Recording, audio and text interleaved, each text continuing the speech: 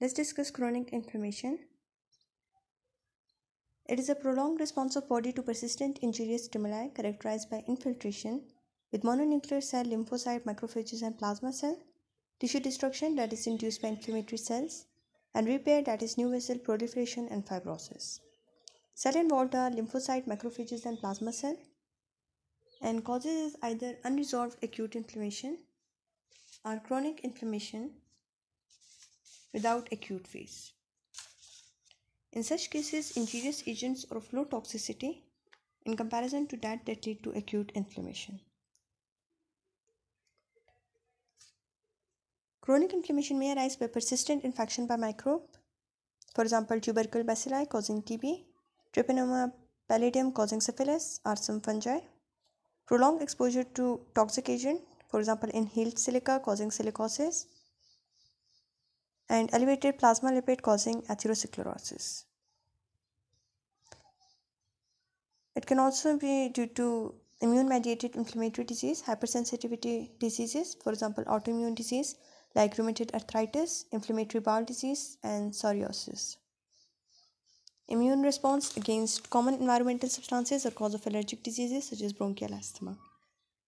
The fourth cause can be pathogenesis of many diseases, for example, neurodegenerative diseases, Alzheimer's disease, atherosclerosis, metabolic syndrome, type 2 diabetes, etc.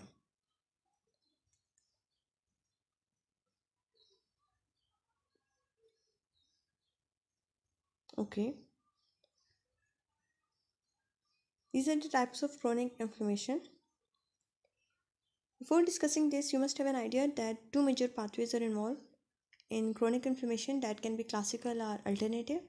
In classical, microbial products such as endotoxin, T-cell derived signals, cytokine, interferon gamma are there. They will produce the reactive oxygen species nitric oxide, and as a result, microbicidal action, phagocytosis, and killing of many bacteria and fungi would be there. And interleukin 1, interleukin 12, interleukin 23, and chemokines would be also there that would do the inflammation.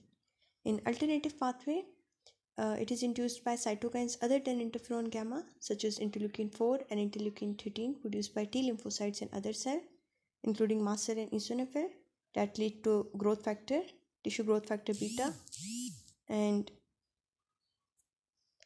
interleukin 10 and tissue growth factor beta that will lead to tissue repair and anti-inflammatory effects. Okay, let's talk about the types. First one is granulomatous chronic inflammation.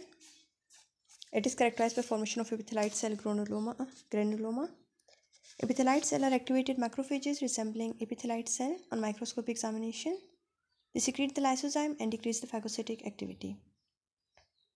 Pathogenesis of granuloma is that when macrophages have decreased phagocytic activity, macrophages undergo epithelioid cell transformation and granuloma forms. A fusion of macrophages, that is 10 to 15 nuclei around the periphery of cell, for example in Langerhans giant cell.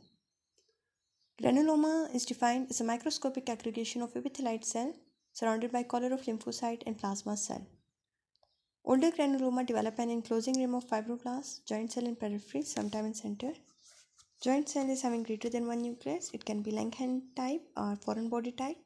Langerhans type, for example, in TB, nuclei and periphery is seen, and in foreign body type, for example, in suture, nuclei scattered throughout the cytoplasm. Non-granulomatous chronic inflammation is characterized by sensitized lymphocyte, plasma cell and macrophages in injured area, scattered throughout the tissue and do not form granuloma. Causes can be chronic viral infection, for example, chronic viral hepatitis, chronic autoimmune disease, for example, rheumatoid arthritis, chronic ulcerative colitis, and Hashimoto autoimmune thyroiditis. Chronic chemical intoxication, for example, chronic alcohol pancreatitis and chronic alcohol liver disease. Allergic reaction, for example, atopic dermatitis and bronchial asthma. So these are the examples of disease with granulomatous inflammation, that is tuberculosis, leprosis, syphilis, cat's scratch disease, sarcoidosis, and Crohn's disease. This is information about tuberculosis. Its mode of transmission is inhalation, ingestion, inoculation, and transplacental route. This is a slide of tuberculosis by Ziehl-Neelsen staining. Okay, that is how tubercle is formed. Basically, neutrophils are rapidly destroyed and progressive filtration of macrophages occurs. So when macrophages start the phagocytosing, immune response is shown that lead to the formation of epithelioid cells that are activated macrophages that are having decreased phagocytic activity, and granuloma. This is the slide. Giant cell can also be seen and appreciated over here in TB.